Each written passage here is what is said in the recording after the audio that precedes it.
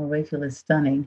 You know what? It's so nice to have positive vibes on the podcast because your son doesn't give me confidence. Well, I watch you guys. I see him. That's what he does. That's what he does to people who he actually loves, though.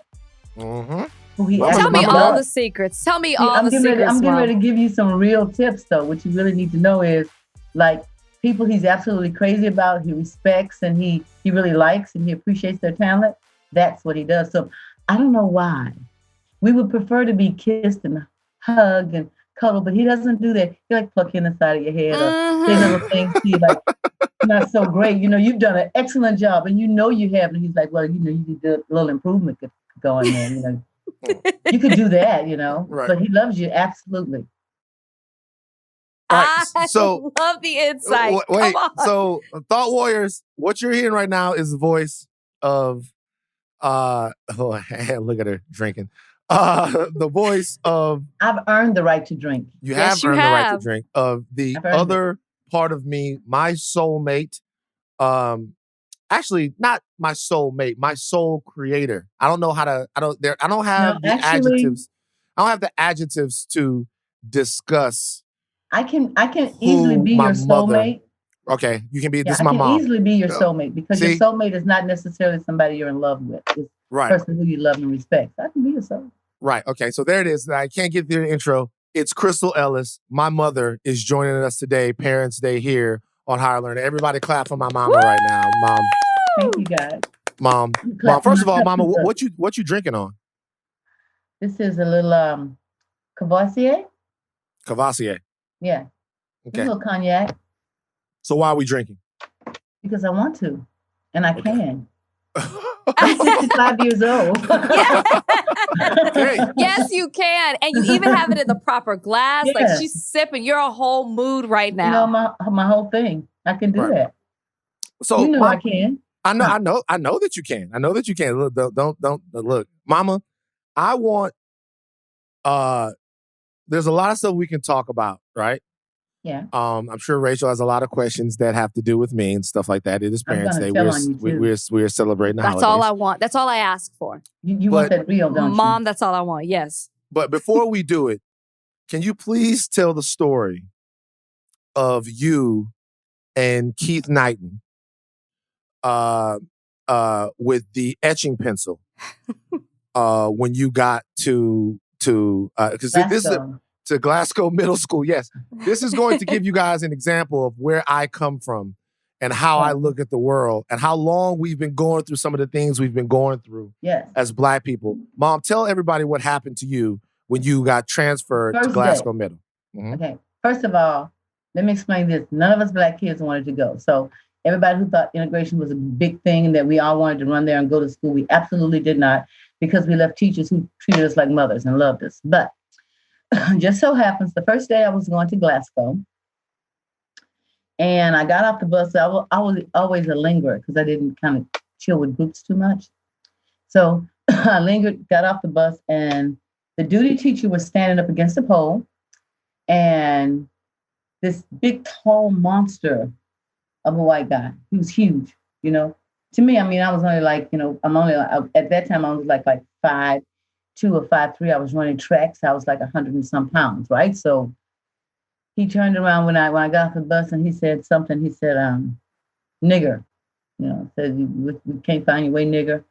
And when he said nigger, I just kind of looked at him and I said, your mammy is a nigger. That's the nigger. And I did. I didn't know what else to say but that, right. That's who the nigger is, a piece of dried up shit who does not know how to act with people, because that's what a nigger is.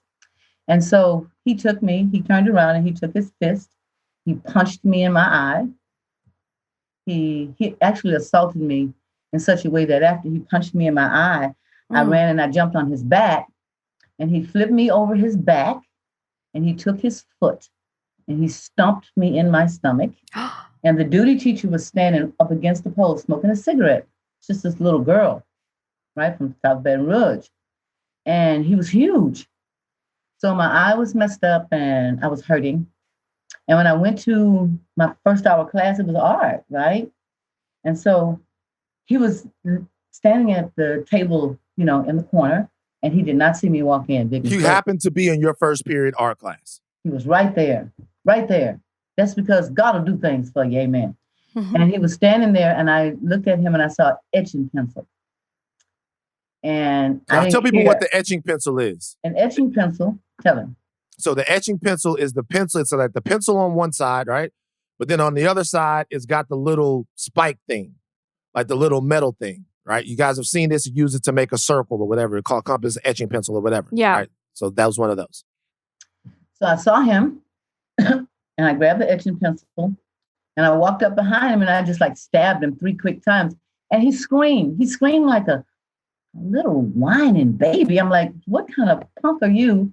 You know, you have just You stabbed me him up. in the back with an etching pencil. 3 quick times. 3 quick times. Yeah.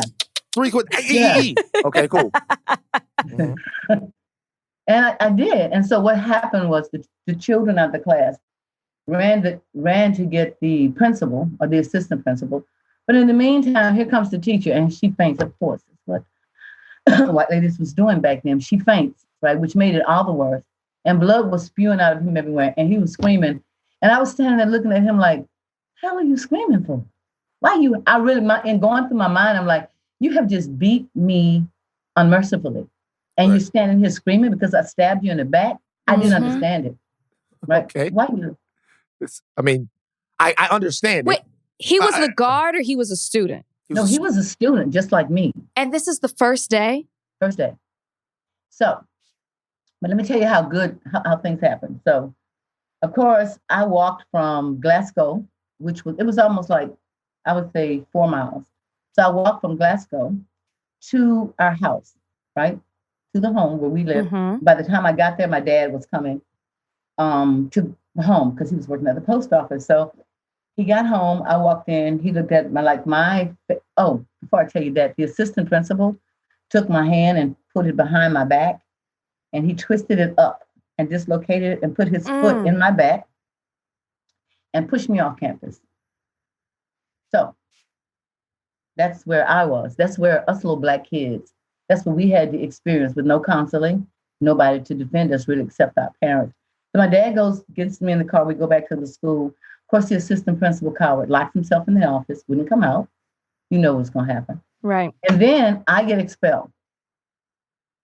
So there was one girl, I'm not going to call her full name because I've checked on all these people are still alive. Steve is still here. But anyway, there was one girl, it's a white girl, and she witnessed, she said, no, this is what happened. She heard it, right? He stabbed her.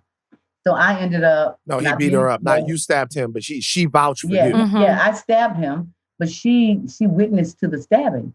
She was ridiculed the entire school year. Like when I said she was treated like shit, she was. The teachers, kids, white kids, like they hated her because she took up for me. The only thing happened to Steve was that they put him out of school and then sent him to another school district so he could finish. What happened to me was I ended up at the school board. My parents had to go to the school board. We had to have a trial. They had to say that, I had to have a witness that said what he did to me.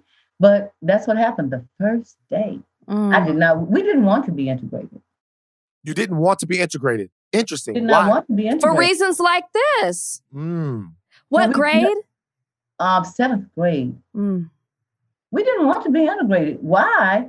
I'm going to tell you why. Because they took us from teachers who were like us, who had an interest in us, and who loved us, and sent us to teachers who hated us. You know how it feels to be sitting in the assembly and guys are getting bricks and putting them in socks and swinging them and just throwing them on your side and busting you in the head? And when we start doing it back, the principal said, I don't care whatever direction comes, I'm going to expel the whole area.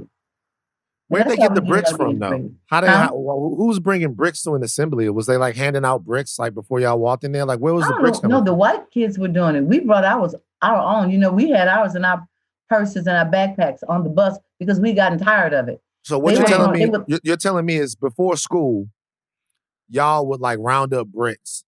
I mean, we started doing it when they did it. So it's a savage time we're living in because I'm not saying it's not true. I'm just saying, think about that. Y'all having an assembly. Maybe the assembly is to go over new cafeteria rules or something like that. And y'all know that the assembly is Tuesday. So what y'all do is y'all bring bricks to school to throw at each other. This is a Mississippi Burning type. Defending themselves. That was not something that we as Black students invented. Right. We learned to come to assemblies and duck. I mean, seriously, they would bring. That's crazy. Like, what, son? Wait a minute. We learned to duck. Oh shit. Oh, excuse me, I'm Mama. not. Wait. Laughing. I don't believe this one. So let me ask you a question, Mama, real quick. How many times did somebody have to get hit in the head before y'all learned to duck? Y'all didn't learn to duck the first time. It's coming. Oh, it's just a brick. But then after, how many times did somebody have to hit before y'all really didn't think it was going to be? It didn't. We did not think as students that would keep up. You know, I know, son. Well, I could say by after maybe the fifth assembly. It's 5 assemblies. Wait a minute. Because Van is getting a visual right now. It was because you said they were slinging. Wait. 5 assemblies of bricks, all right? And on the 6th assembly, so they go together. It's like, listen. Okay. On the real, y'all need to, this assembly, we're going to try something different. When they throw the bricks, we're going to get out the way. Van. Rachel, please don't laugh. Don't laugh. You know, I'm laughing because I'm uncomfortable. Oh my God. Listen, let's start with that. Because listen, that's why I feel like he's deflecting because he knows. He knows. So let's start from the beginning. I even put this on social media. I said thought warriors. That's what we call our listeners. Is there something, I didn't say that you were going to be on the podcast, but I'm like, is there a question you want to ask Van's mom? If there's anything you could ask, I got a lot of answers. Wow. So a lot of people want to know. And the main thing people want to know is what Van was like growing up. Van is an excellent storyteller. Excellent. But I know you can tell better stories. And when I say stories, I would like the embarrassing ones, the funny ones, the ones that he will not tell. I could only get from you. So what was he like? Oh, please. Yes, please. I wish I had my cognac with me. Okay. I'll tell you one quick. Okay, so Van loved Superman. Loved him. The little boy. Superman came out, fascinated him. Like he was fascinated. He loved Superman. So if you notice him, if you get up on him close, there's a little dent right here in the middle of his forehead. Lean into the camera, Van. Lean in, Van. Okay. Yes, I do. I do. So Van almost caused me a heart attack because for some reason, Van decided that he was going to get on the steps at the house up on the top part, and he wanted to practice being invisible. So he took. No! We have a story about this. That's what he did. Okay, Van. Remember what you said about me? He was going to use his invisible Superman ability, right? No, it was X-ray vision. X-ray vision, that's right. X-ray vision. So Van puts the cape over his head, and for some reason Van leaped. And when Van leaped, Van hit that concrete pillar, and blood just shot everywhere because but it's still a little mark, it's still up in there. Yeah, it was like all the way down to like the little yellow meat, right? Oof. And the thing about it said he jumped back up. He jumped back up, right? He jumped back up like nothing happened, and me and Miss Alexander was literally having a fit. That's one. Losing it. Did you think that they couldn't see? Did you think you were still invisible? He made fun of me. I want you to know, Mom. He made fun of me because I said if I could have any superpower, I would want to be invisible, and he said that was weird. Now here we are, and I'm learning. You've been wanting to be invisible since back in the day. She was losing it. I looked in my mom's eyes, and by the way, I think I'm only like 3 or 4 at this time. I'm very young, so maybe a little older. But like I looked at my mom's eyes, and I remember seeing her shiver, seeing her body tremble, and they took me to the hospital. I don't remember what happened when I got to the hospital, but I do remember this. How did the stitches come out? Do you remember this, Mom? No. You were combing my hair one time? Like, you're talking about stuff that maybe people need to investigate. Like you were combing my hair one time.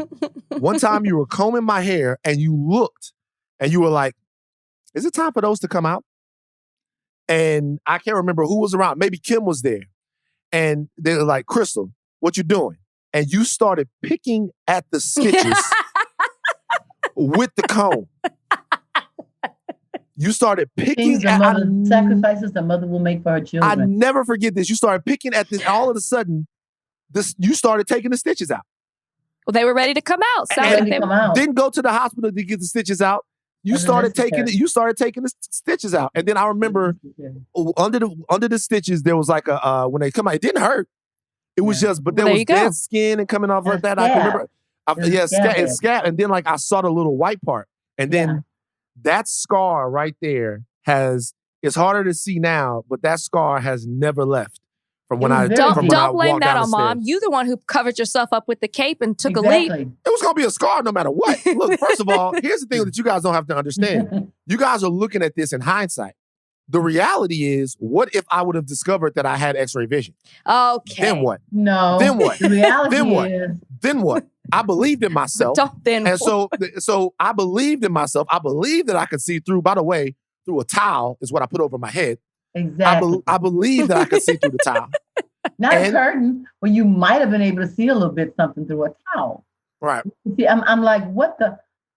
I can't even tell you how shocked I was. Do you remember what Dad said? Huh? Do you remember what Dad said? No, I don't. Said something wrong with that boy. Well. Yeah. Well. What else would you like to know? Oh, is Van a mama's boy? Okay, so I'm going to say that he loves me. Mm-hmm. I'm going to say that he gives me the respect that I've earned from him, right? And I'm going to say that for the most part, I believe. But he's not so much a mama's boy that he allows me to interfere with what decisions he makes. Okay, that's good. He doesn't. That's actually the best way to be. Yeah, actually, I don't do that with kids.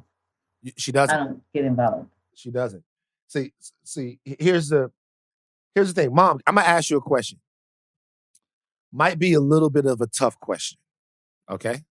You know I'm gonna answer it the way I see it. So you guys better watch what you ask me. Okay. So this is a tough question. So I don't know anyone in my life. I don't know anyone in life who feels for other people like you do. Who feels the pain of other people. I still remember being in that KFC in Hawthorne. Do you remember this? We're in the KFC in Hawthorne, and there's a guy in the KFC, and the guy looks like he's a little destitute, looks like he's maybe homeless, right? Or whatever.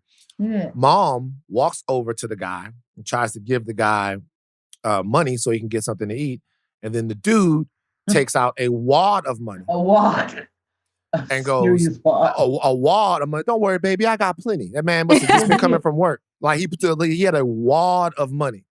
You know? But Mom just can't get over. She just feels so deeply for everyone, and her children. It's like on 10.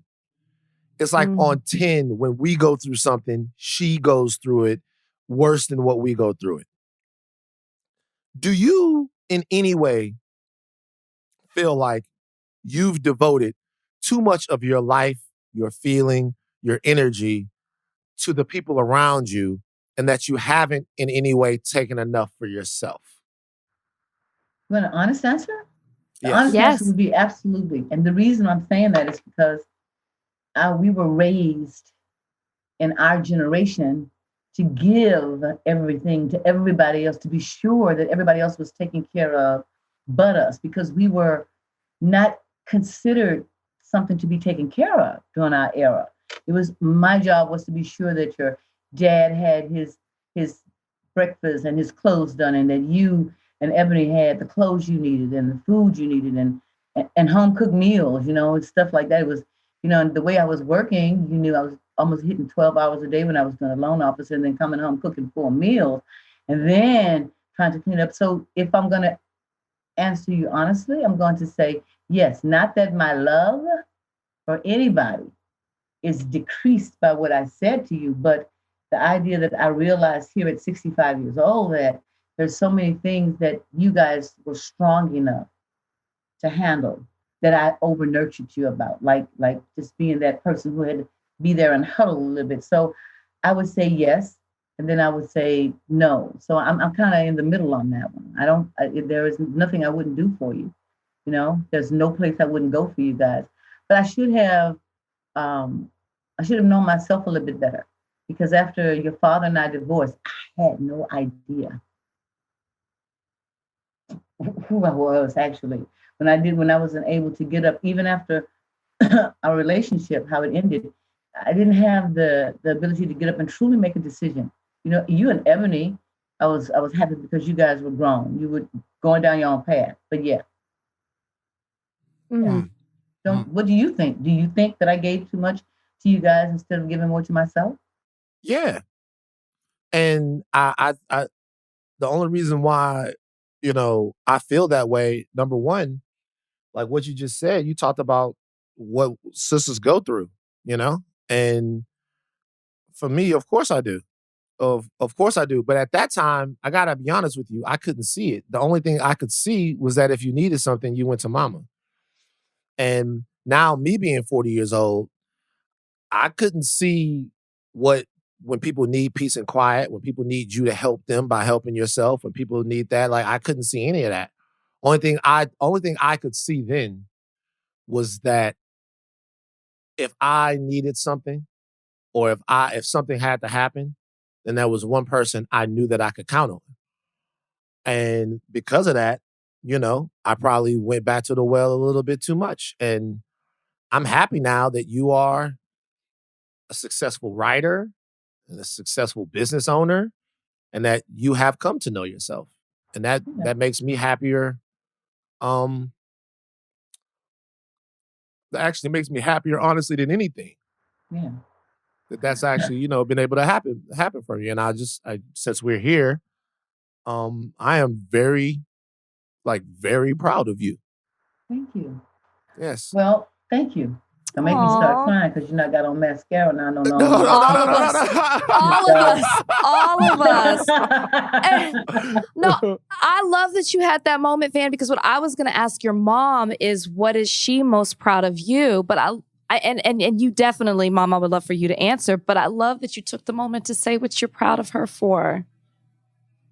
And now I see where you get so much of you from too.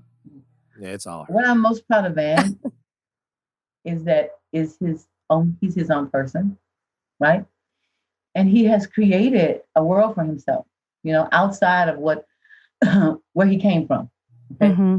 He didn't have a shabby, upbringing, but he created a world for himself, right? So he came out here, went to LA by himself, right? He jumped off, and I remember Capricorn. Remember that? I remember Capricorn. He got in there and he worked his way in there, and there was nothing that somebody could ask him to do that he didn't just go ahead and say, "Okay, let me do this." Right? Mm-hmm.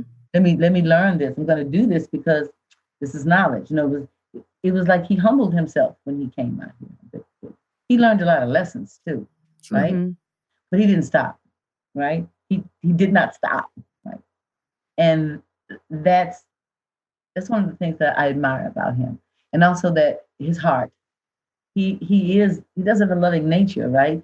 He kids a lot, Mm-hmm. He gets frustrated quickly, but his heart is like big as Texas, right? So when I look at my son and I see him, he's amazing to me, because I look at somebody who actually struggled and strived to get where they got. And then he had the love of other people. He actually melted into the hearts of others, right?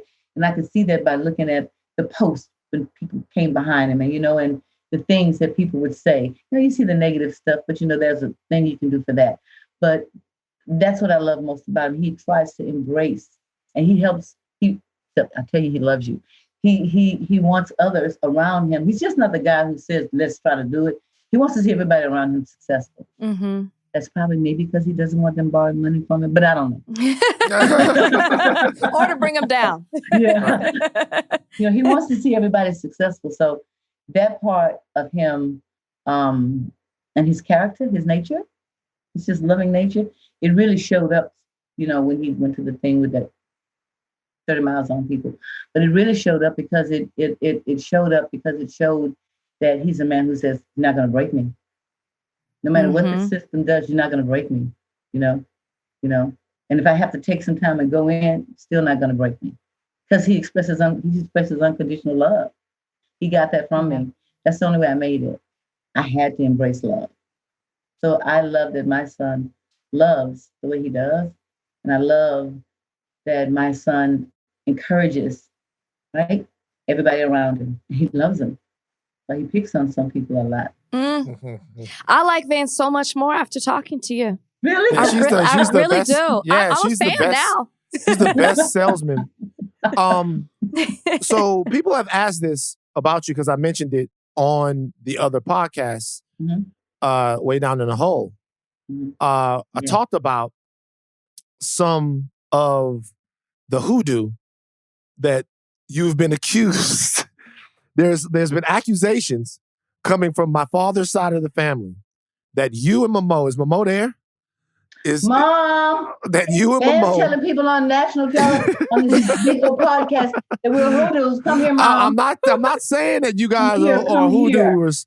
I'm not saying that you guys are hoodooers. Come here, Mom. I'm saying that there's been some talk that there's some hoodoo stuff that's happened, that there's different practices that if you look in the back there, this is my grandmother. You look in the back. Hey, Momo. Hi, Mama. Hi. Hey, Momo. This is Lay down some, Mama. This is my grandmother right here. Hey, Momo. How are you doing, Momo? Beautiful. Oh, so beautiful. Look at this is my grandmother. Momo, is it true or not true that you guys are hoodooers? The two of you. No. Wait. No. That's the wrong terminology. We are earth mothers. I love that. Earth mothers. That's what we are.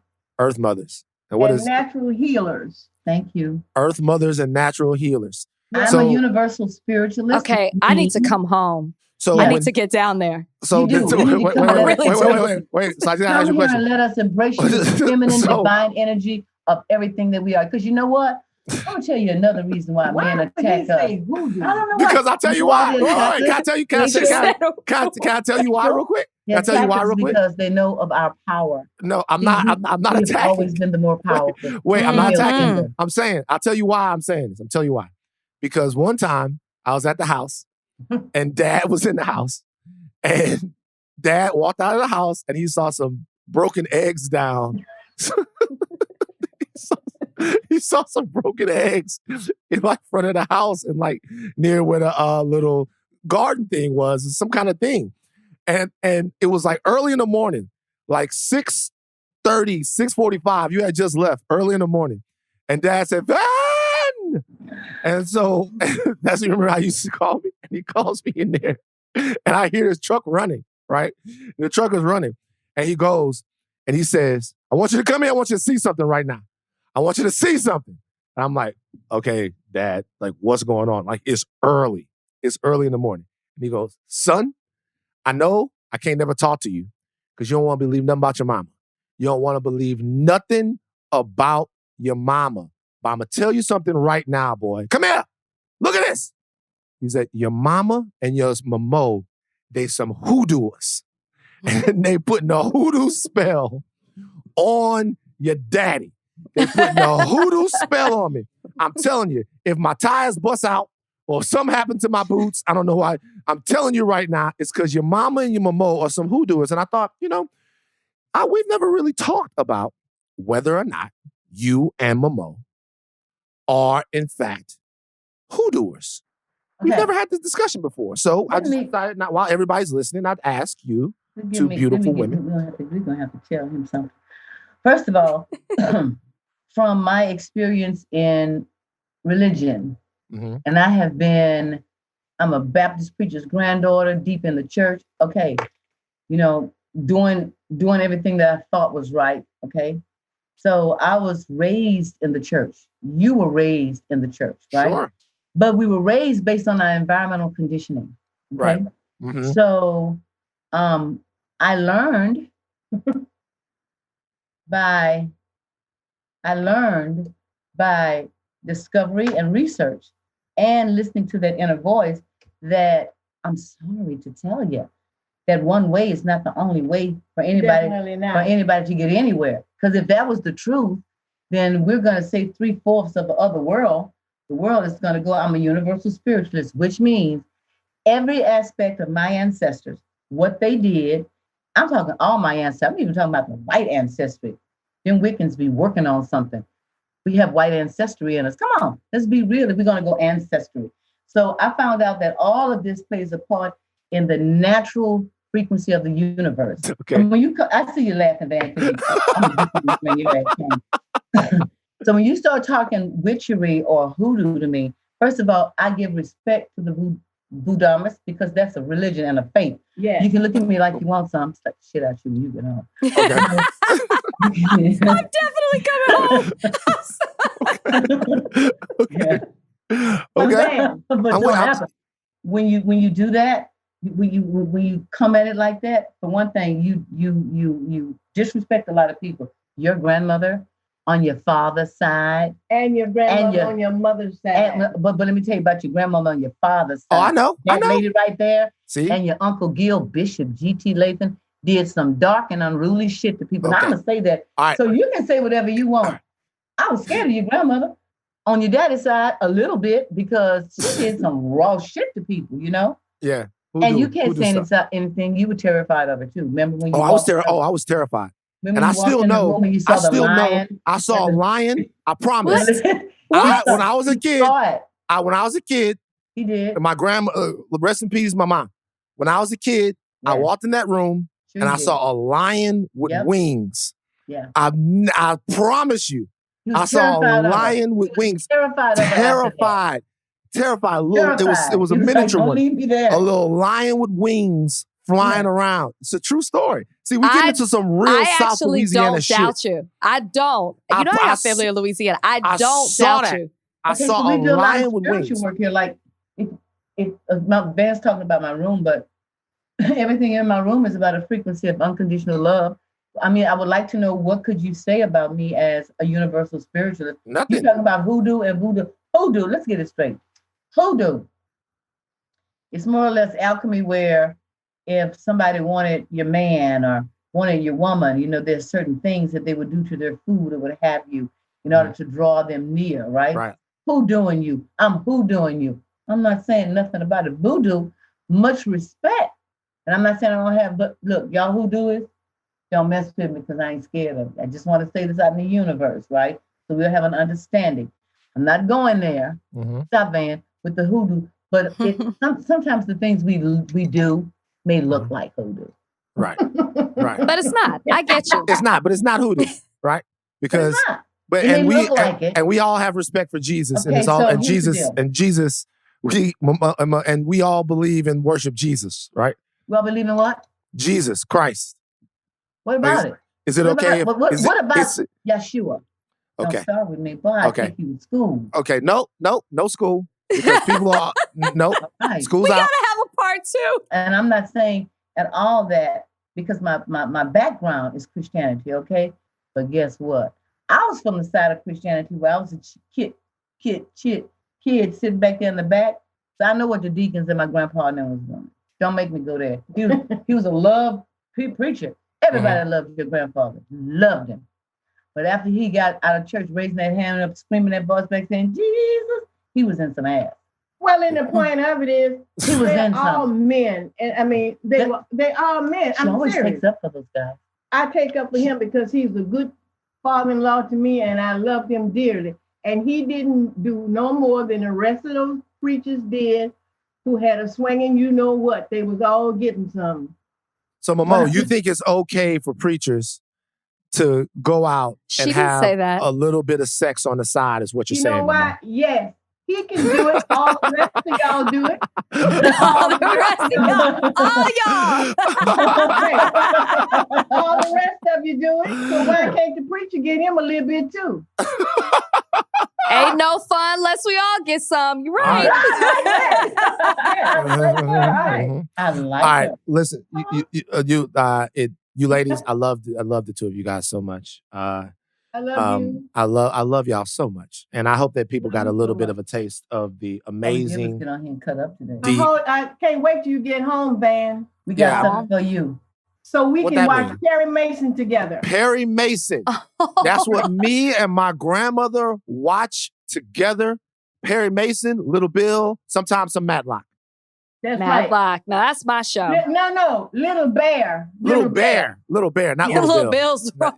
No, not Little Bill. Little Bear, the Little Bear. All right, y'all, we got to run. Mama, I love you. Thank you so much for taking the time. I love you, darling. Love you too. It's so nice to meet you both. It's nice meeting you too, Rachel. You're absolutely adorable. Thank you. You are beautiful. I can't wait to come home. I'm not playing. And I'm not playing. You got to come here when you come home. That's home. That's home. No, that's home. That's what I'm saying. I'm saying when I'm coming to y'all's place. All right. We're going to make you some gumbo, girl. Ooh, I can't wait. Gumbo with a side of hoodoo. I don't care. Okay. Hoodoo me. I don't care. I love her. Bye-bye, Mama. Bye. So, for everybody who's just tuning in now, we got the Lindsays in the house. We got my mom, Kathy Lindsay, and the judge, Judge Lindsay, who is here via video if you're watching, which is a rare treat because, if you followed me from Bachelor Nation, he is heard of but never seen. So this must be a big deal. Van, I'm shocked. I'm shocked. Should we just get into it? Yeah, let's just get into it. Van's got the question. I have a question. So people, well, first of all, I'm really happy that you guys were able to join us. Rachel, what do I need to know about Rachel? Me and Rachel are we have a good partnership. We have good chemistry. I pick on her a lot, right? A lot. I do pick on her a lot because she's already like a sister to me. But if somebody was going to meet Rachel, work with her, be a partner with her, what would they have to know about Rachel? What's like the most important thing to know about her? Ladies first. Oh, she's real. What you see, what you get. Yeah, she's. We've always tried to keep her grounded. She had the best of all the worlds. Yeah, both worlds. Yes, both worlds. So that's the main thing. What you see is what you get. She's for real. Dad, I would say she is competitive. She takes strong stands. She believes in whatever she's fighting for. And as my wife said, she is for real. So literally, she does have the best of both worlds, although sometimes they did not understand why I had them in two worlds, or why we had them in two worlds. But we told them they would be better individuals, they'd be more prepared in dealing with the world's issues. I have always appreciated both worlds. So for those listening, you don't get it. My mom grew up in Houston, Texas, inner city, South Park to be exact, area. Well, Fifth Ward. Let me get it right. And then South Park. My dad grew up on a farm. I almost said Skidmore and Beeville, Texas. So we got, like the country life. We spend summers there. We spend some holidays there. And then with my mom's side, we got the inner city. But then my family's from Louisiana. Like Van is from Louisiana, but he's from southern Louisiana. My mom's side comes from northern Louisiana. It's a little bit more on the countryside out there too. So we grew up a lot, going to trail rides, family reunions. So we had a good mix. So that's what they mean. And I always appreciated that. I just would like to. So add. best of both worlds. When you say a mix, you're talking about of the country life and of the more sort of inner city life, so that you understand the total experience. Why was that so important for you guys that she had both of those kind of different experiences?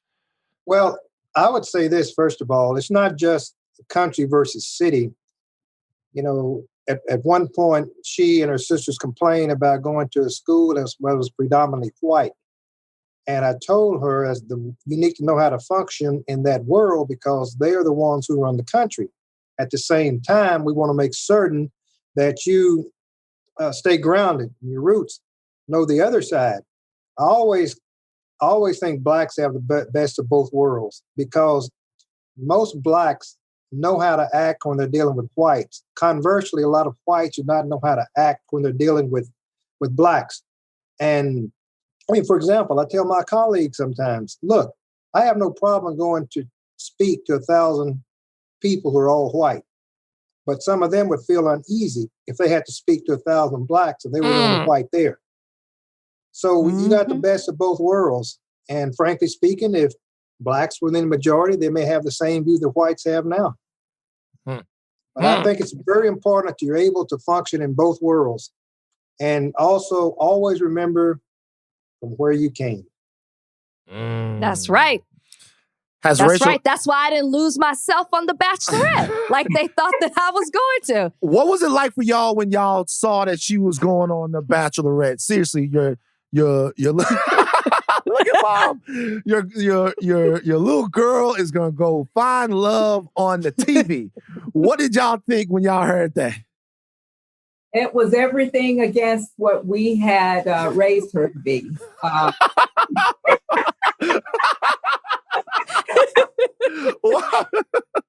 Wow. Too many. I mean, how do you find love within that short time with all those guys and all that kissing? And how do you navigate through that? I did not see it. But moreover, frankly speaking, I thought the show was pretty much scripted. She may dispute that, but the bottom line is, with any show, you got the producers saying you need to do this or that, because they're always concerned about the ratings. All the big networks, ABC, CBS, NBC, Fox News, CNN, all of them, they want their ratings to be up. So they do not invest in shows that they think are going to be failures. And so sometimes you have to put things in there that are exaggerated to get the attention of the audience. And frankly speaking, I think sometimes you see people on those shows, they're really not like that, but they have to act like that because it sells the ratings. It ups the ratings. Now, did you ever see Rachel acting in a way on The Bachelorette that you didn't think she was really that way? He didn't watch. He didn't watch it. He didn't watch. I didn't. I saw a few excerpts, but I did not watch it because, I mean, to me, first of all, I just do not think those shows, what should I say? Look at the disgusted look on his face. Those shows, I guess what I'm saying is more, for the most part, a fantasy world. Sure, there are times when people, quote unquote, find love or find their mate, and that's fine. But a lot of times there's a lot of hype, and frankly speaking, on the parts that I've seen, the individuals know what to say. If they do not know what to say, the producers tell them, you need to say this, you need to do such and such and such. So that's why I used the term earlier. I think many times the shows are scripted. I mean, not like a regular show. For example, you got a show that's supposed to last an hour. There's so much time for commercials. The outcome is already known because that's the way a show's supposed to end. Mm-hmm. When I'm in trial, I tell folks, I'm a jury, this is not like TV. You always know the outcome. I do not know what the jury's going to decide in this case. Will the defendant be guilty or not guilty? Will the plaintiff recover $5 million or get zero? It's real in my courtroom. And I do not know how they're going to rule. And as the case progresses, I can pretty much see how the case is going as to whom should win or as to whom should lose. Also, we're very private. We're very private, and this not anymore. This is going to put us in an area that we were totally uncomfortable with. And so that was my main concern with I love to make y'all uncomfortable. You know that, though, right? No. I live for it. Rach, listen. You're not making me uncomfortable because there's only so much that I'm going to reveal. The fact that I appeared on video, that doesn't mean you will not know the inner workings of my soul. Yeah. Whoa, okay. Like, as a kid, was Rachel rebellious or was she pretty, like, did she go along with the rules pretty much? She pretty much stayed within the lines. Rachel was more mischievous, I would say, if I were going to use the term to describe her. I mean, not in a bad way, but She was Like she what? had a strong independent streak. In fact, several of my friends, when I was city attorney, they would say, "Sir, Rachel is a strong will. She's going to be independent." I said, "That's fine. I want her to be independent because I want to be able to, you know, stand the ground on anything, hold her own in any situation." So we raised all of our daughters to be independent. We want them to be independent. Mom? Strong will, like my husband said, I saw that at 3 weeks. I told my husband, no, this is going to be she's going to have a strong personality. So she had a temper tantrum. 3 weeks old. 3 weeks. So yes, yes, as my husband said, yeah. I mean, yeah, I think I've calmed my temper down. There was a time my dad caught me. I punched one of the neighbors in the stomach. I want to hear this story. He's I swear, I think I told you what happened. You didn't see it. No. I don't know why. I guess, to be honest with you, the little girl was nagging Rachel, and Rachel had enough. She turned around and hit her in the stomach, gut punched her. And when she gut punched her, the little girl literally sat down. That's all she could do. I had enough. What was she doing to you? Do you remember? I have no idea. I really did have a bad temper. Basketball courts. I used to always get in fights. She had answered her, and I guess that wasn't enough for the little girl. And she kept answering. Rachel turned around and hit her in the stomach, and literally.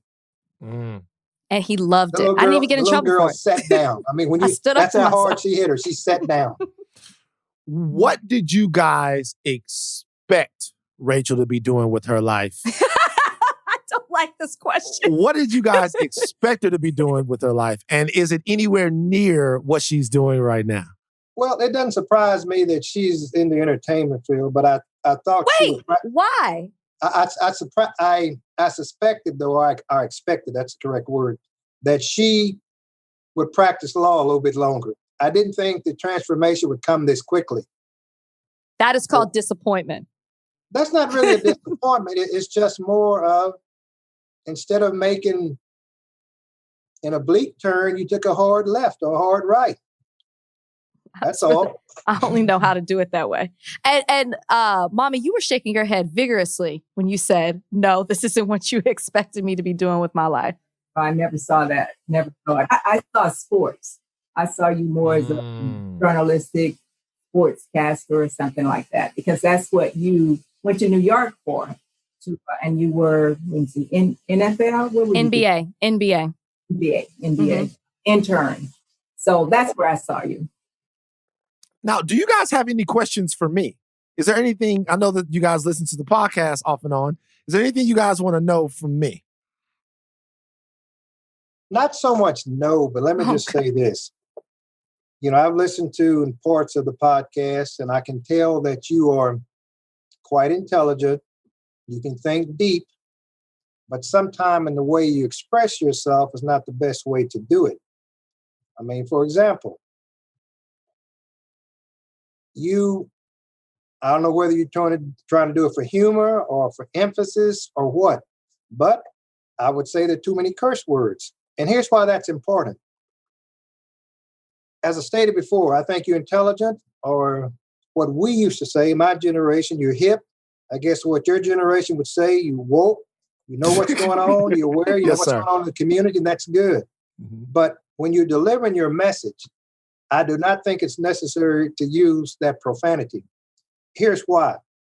When you do that, it takes away from your message. It really does. I mean, for example, when you're having an argument or a discussion with someone and someone resents the name calling, that requires no intellectual effort, no intellectual thinking.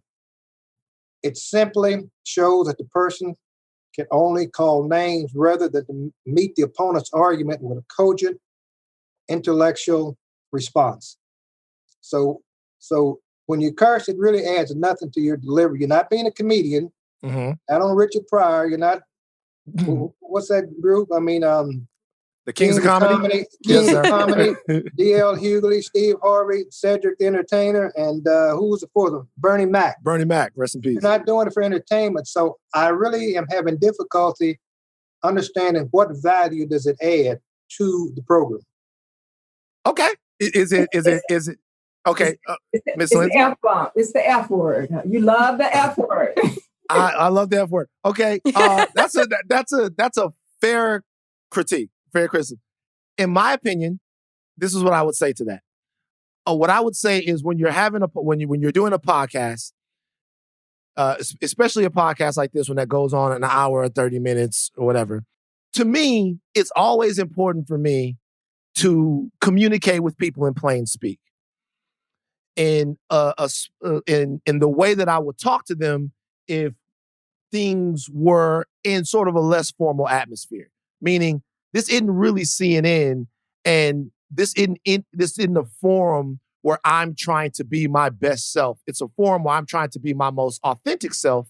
And unfortunately, when I am being my authentic self, I do happen to use some of those words. So I want people to leave the podcast getting a true sense of who I am. And that means I have to relax a little bit. So that's the answer that I would give. Mr.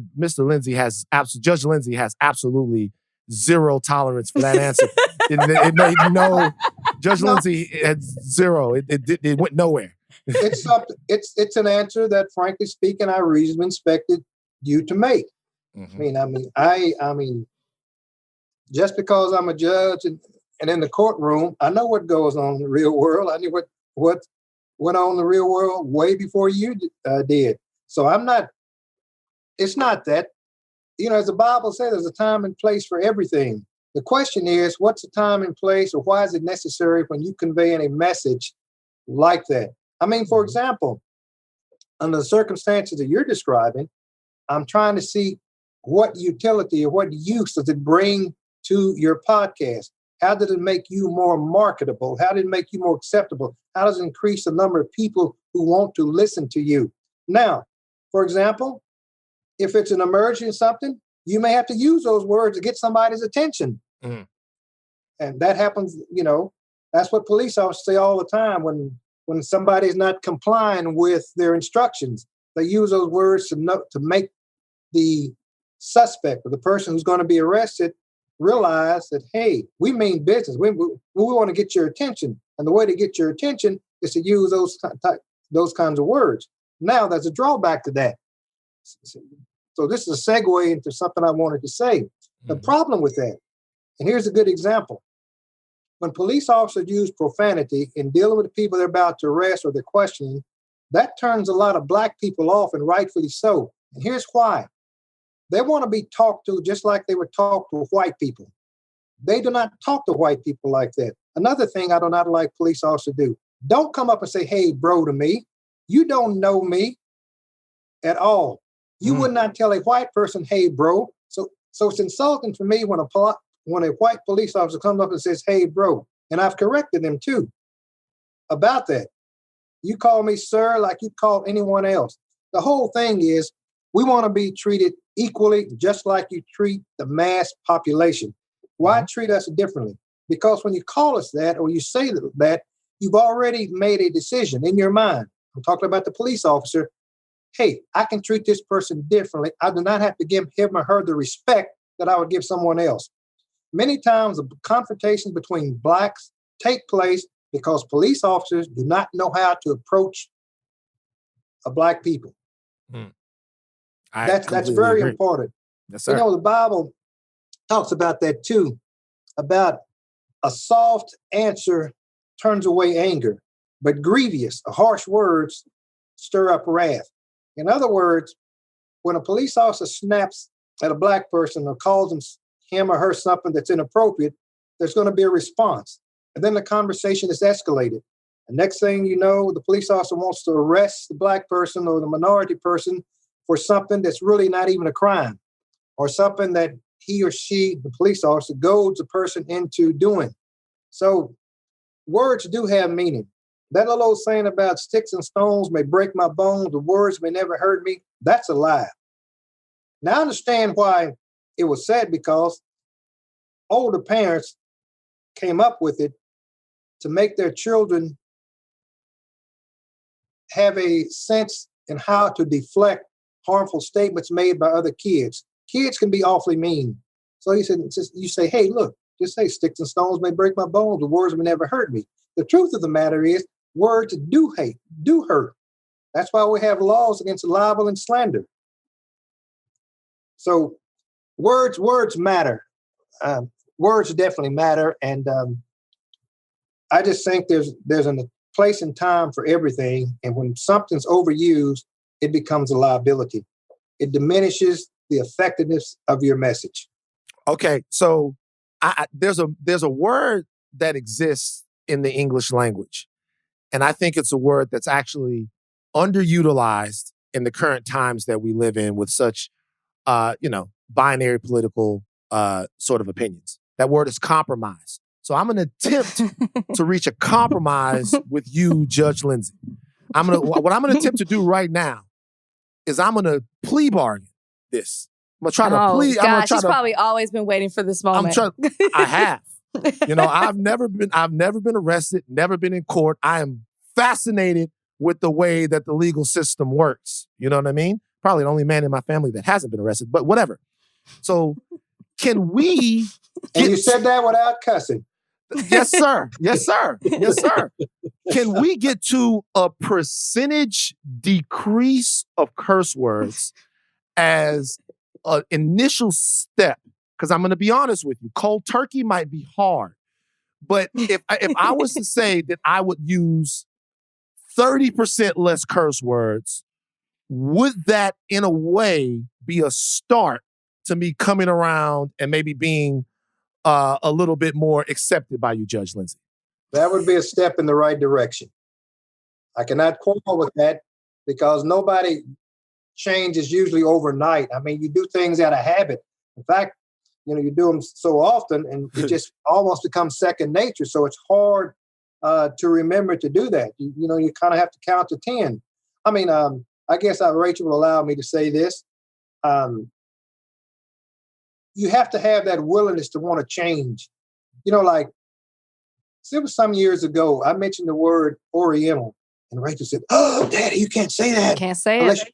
Unless you're talking about a rug or a food." Or a lamp. Yeah. Okay. And so anyway, and she told me about that.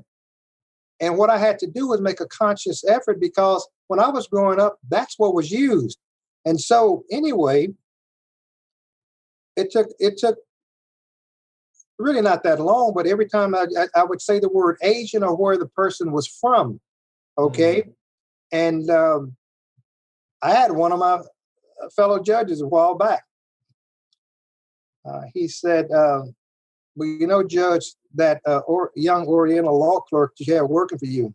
And I politely said, Judge, I don't know if you know this, but I do not want you to be embarrassed or somebody to attack you or being critical of you. But Oriental is not the word to use when you're talking about a person. Use the term Asian, or if you know the country from where that person is or where the person's ancestors are from, use that word. And that way you'll never have to worry about anything.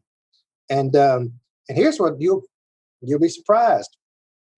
I was talking to one of our judges, and she has an Asian parent. And she told me with a straight face, on one of these, in a public forum, that she did not know that the use of that word was offensive until I told her. So anyway, when you're used to something for so long, you have to make a concentrated effort that you want to do better. And that's with anything.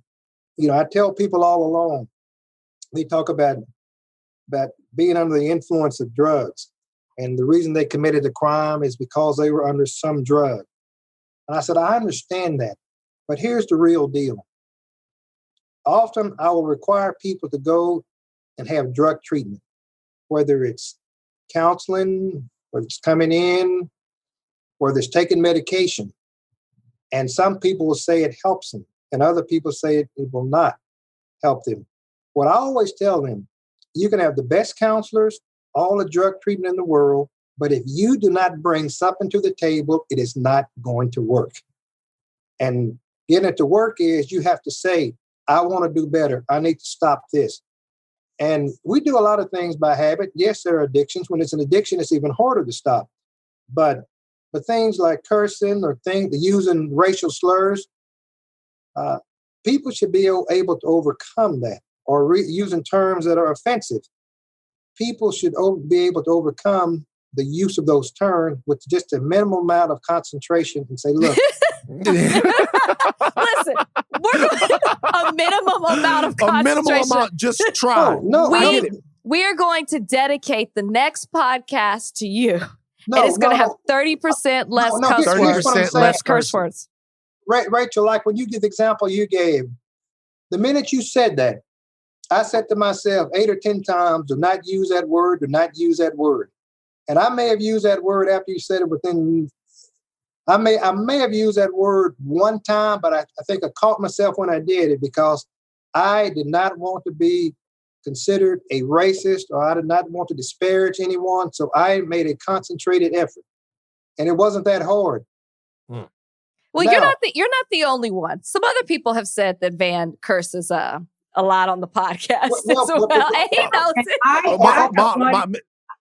I have wanted to invite my friends to listen to the podcast, but I can't because you love the F word.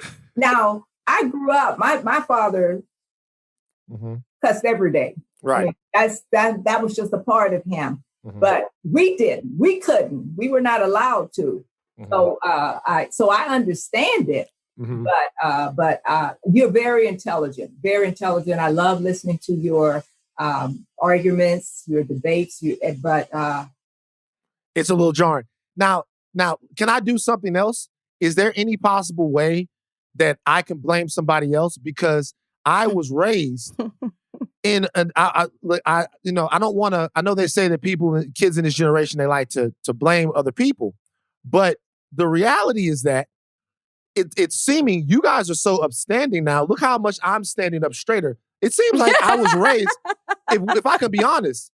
If I could just be honest, it seems like I was raised by a bunch of heathens. That's what it seems like. No, because I just met his mom. I heard those words all the time, and sometimes they seem like they were being loving towards me. Okay. Like, get over here, little F word.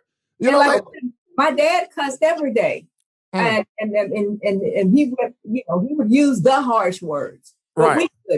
We couldn't. Okay. So I'm not able to blame my father for it. So I'll take responsibility. Because here's what you have to do. Okay, as I stated before, we raised all of our daughters to be independent. I want all of them to be successful. And once they get on their own, they have to chart their own course. And that's the way it is with you, with cussing. And I would say this, with anything. Look at the good in a person, pull the good, use that to advance yourself. Those things that are negative or harmful or take you nowhere, gradually shed them or get rid of them. That's what I would say. That is some of the best advice that I think anyone could get from anywhere. Listen, I can't promise to be perfect, but what I can promise, what I can promise is that I am going to make the effort. The 30% challenge starts now. And I'm being serious about this. By the way, I've said this before. I had a cousin of mine, didn't work out for him. He got 32 years. A cousin of mine was before a judge, and the way the judge was controlling the courtroom and the proceedings, I looked at my other cousin and I was like, judges are born. I don't think that they're made. Someone with that type of judges are born. Now, this judge ended up, I was admiring this guy, then he sent my cousin away forever.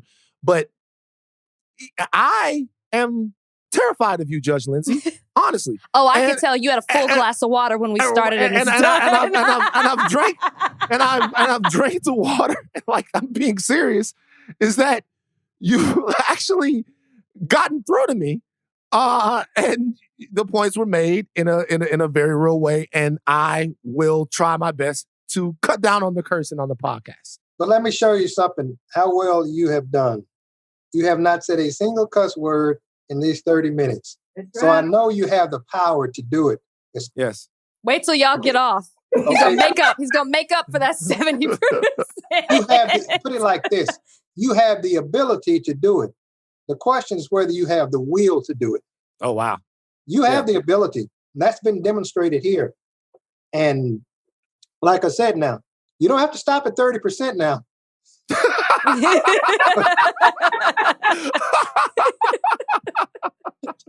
Right. I love it. I love this, Van. Next time you get at me, I'm going to bring my dad back, send him the Zoom link to come on here. You can come out of the corner now, though. I feel like they've been talking to you.